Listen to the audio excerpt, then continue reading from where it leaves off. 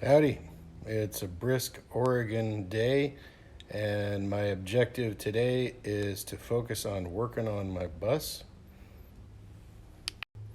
I want to avoid any honeydews or other projects and get this door sealed up and get my mirror done, which I removed probably 2 weeks ago now. I want to get this bus back to drivable condition. Okay, I've pre-constructed the sandwich for the upper door gasket here on my workbench.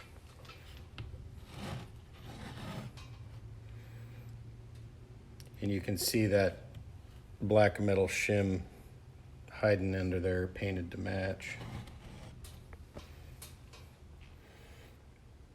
So I just got it screwed down so it's fighting me less when it comes time to install it. We'll see how that works out.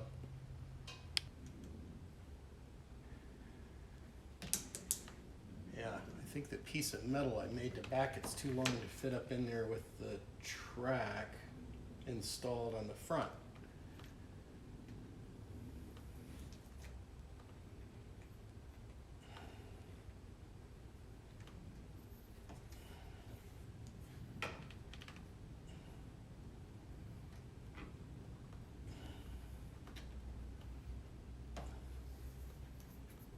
Unless I can get it started and sneak it in there. No.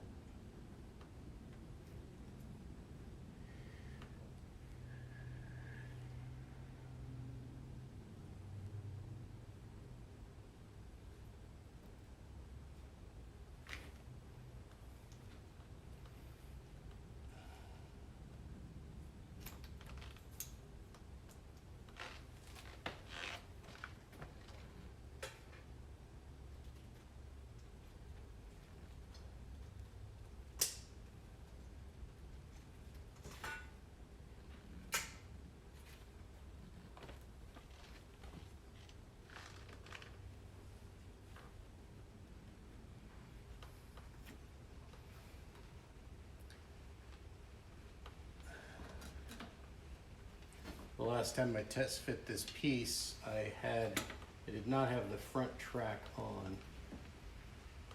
Now that fits in there like that. Let's see if it lines up the holes though.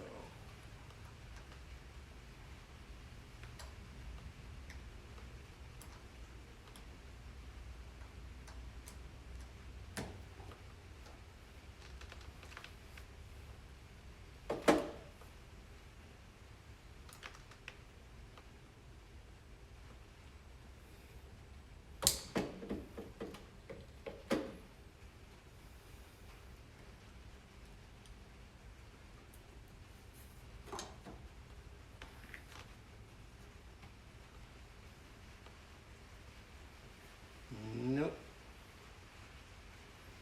I gotta take some material off the front of this.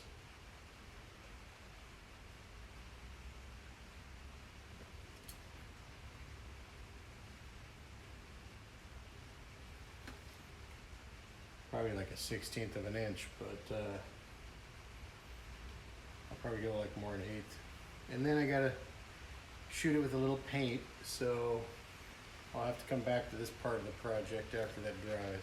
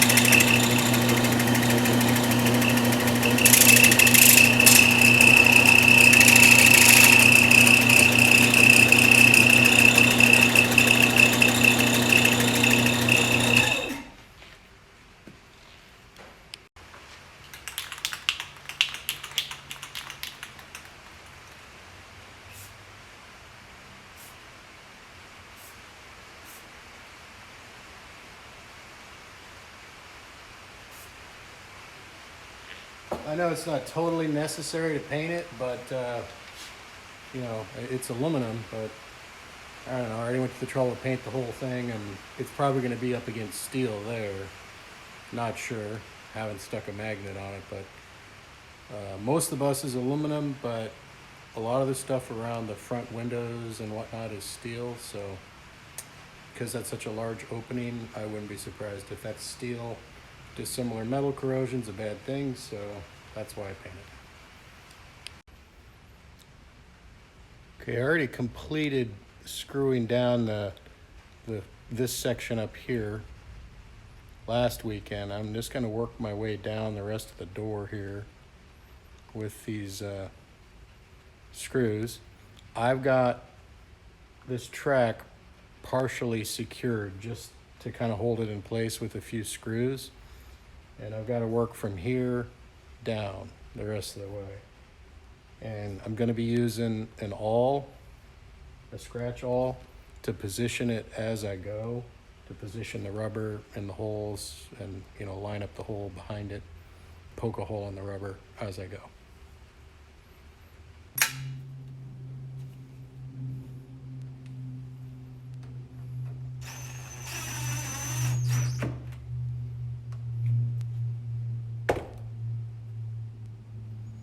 I'm going to go ahead and come out a little bit with it here as I come down. Give it a little more squish. I had it pretty tight here. I'm just going to come out like a 1/16 of an inch when I poke my hole, if that.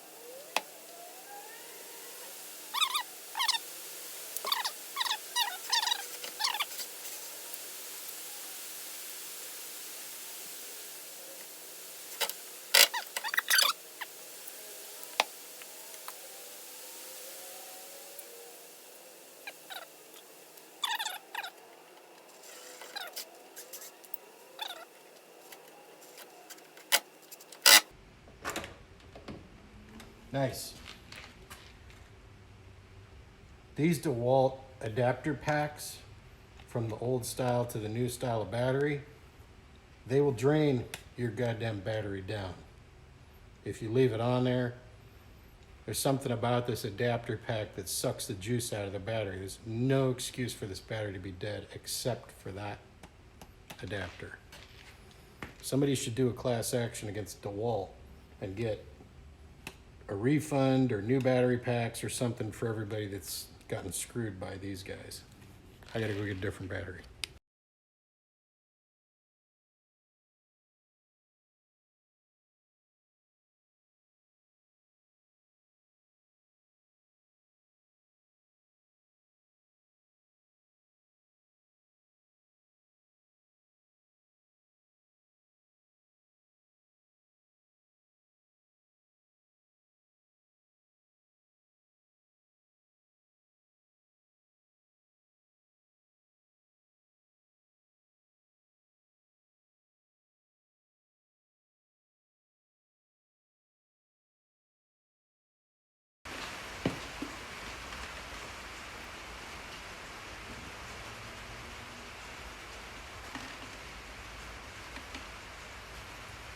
Pretty good seal all the way down here. It's up tight in there.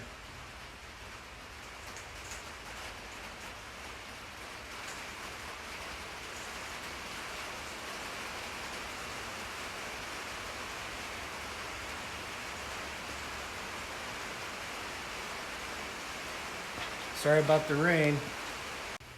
Okay, I'm just making some observations about how this fits, and I need to make some adjustments. I still need to get the top to come out, or sorry, in a little bit more.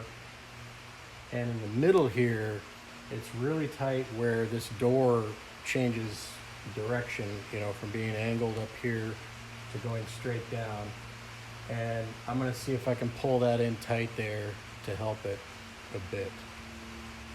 Even pulling the P in just a little bit because it's rolling it over right now as the door shuts.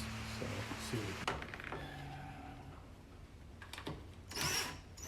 I'm gonna try and do the same thing here. I'm gonna try and loosen a few screws and pull this in tight here. Let's see if I can get this to lay in there a little better with the door shut.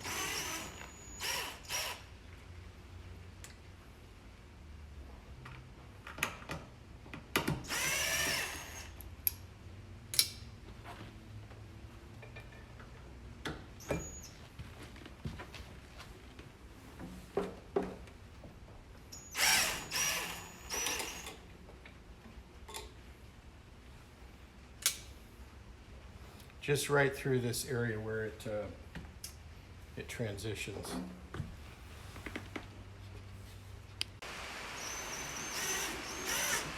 I can't wait for summer. I know a bunch of you are probably looking forward to going camping and stuff. I'd like to just come out here in my shop and work and not have it be pouring rain. I like to have the door open and some shorts on. Yeah. Shorts and t-shirt weather. That's what we need.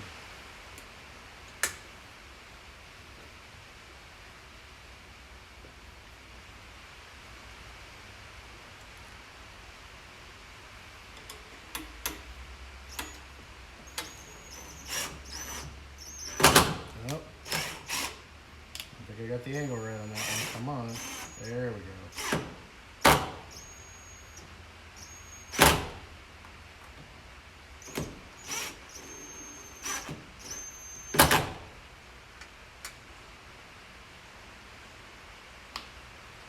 So that's actually given the P shape a little more squish in this area, sucking it in a little bit closer. I'll grab the camera and move it up here in a second. But that's interesting. Let's see what that does.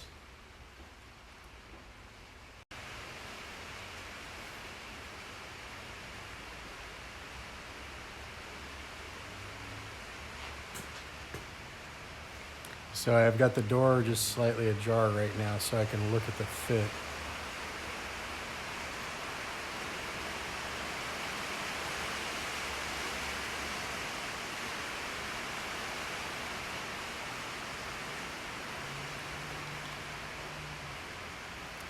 It's hard to see in this area.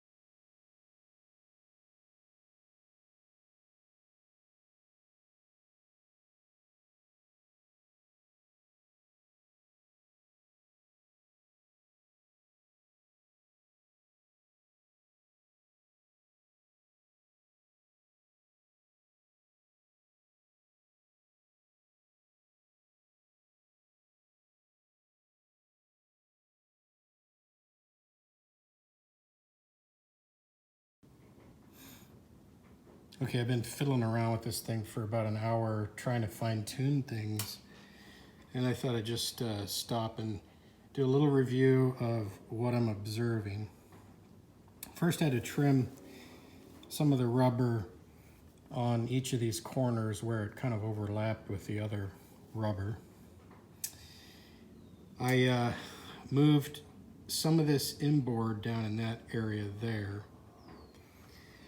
As I'm shutting my door now,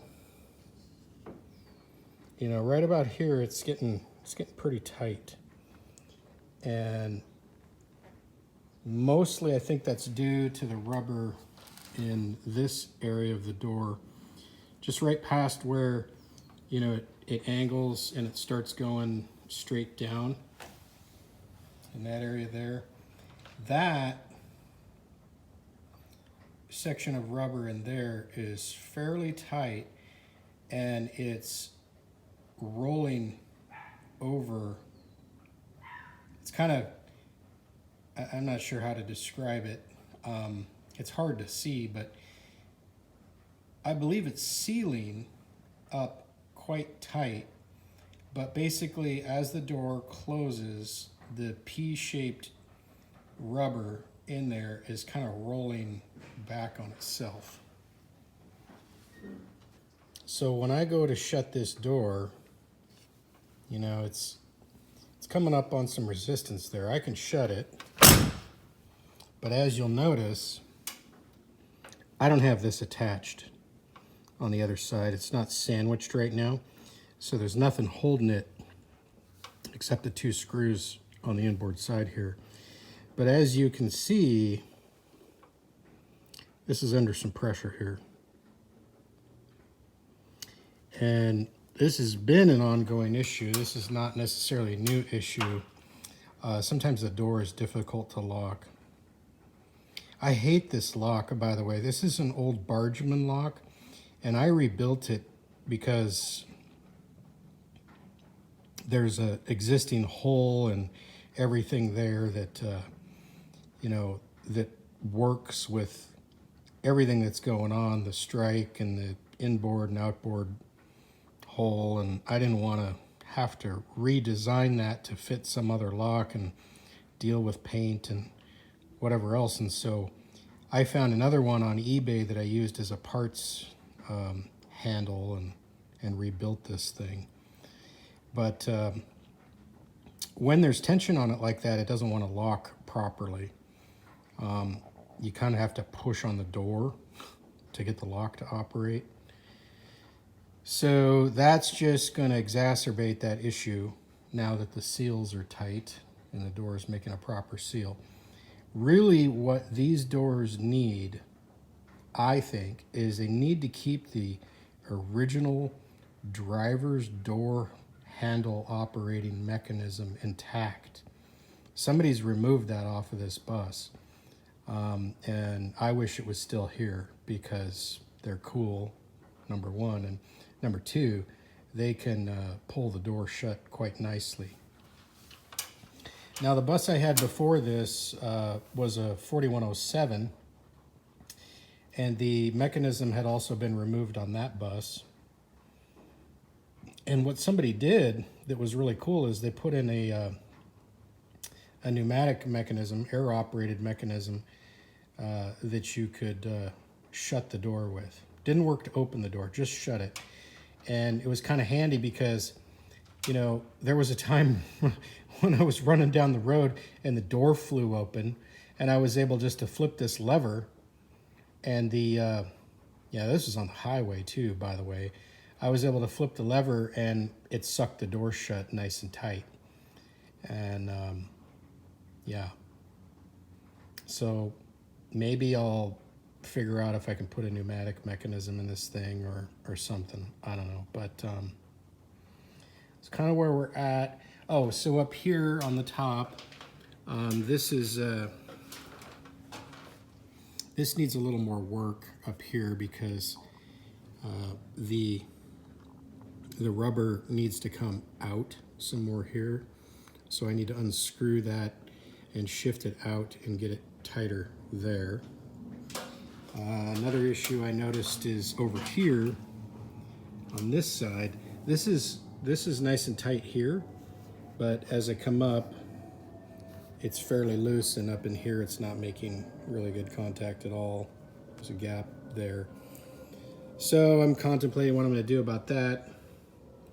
I'm thinking about just doubling up the rubber, maybe cutting a section off my old rubber and sandwiching it in there and see if that'll help it a bit. I could also put something inside this tube here. You know, some of that foam you can buy in a little roll. Put that in there, but really it needs to shift, you know, shift this way in. I could shim it a bit there like I did on the top, but that was a fair amount of work. And I think I'd rather use rubber if I can do it that way.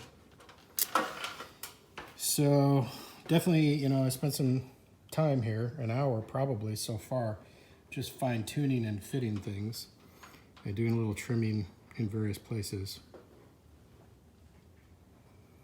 So that's where we're at right now. I gotta continue. Okay, I cut a strip of that old gasket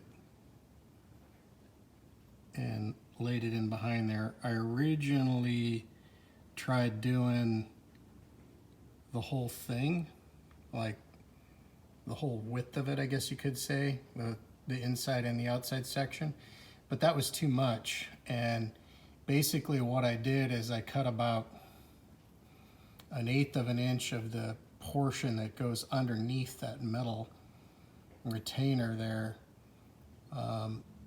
and slid it in behind that, screwed it down. And it seems to be working much better now when I shut the door, sealing it up. Not ideal, but I don't want it whistling or leaking. Okay, I'm done messing with this sealing up stuff, I think. So along the top here, I made some adjustments. I kind of moved this out a little bit towards the outside of the door. Seal that up better in there. I added, on that metal piece that I had in there, I added a bead of caulking between the bus, the top of it, and the top of the door and that, because there was some gappage in there where water could have got behind it because there's no rubber in that area. So there's a bead of caulk in there. I'm looking at that and wondering if I needed to do a little more over here. Don't know. But I'm done with this part of it. I still got to put my door back together on the inside, mess with this lock, see if I can get this working any better. And I got to do my mirror. So I think my next priority is my mirror, because I need that to be able to drive the bus. So I'm going to work on that next.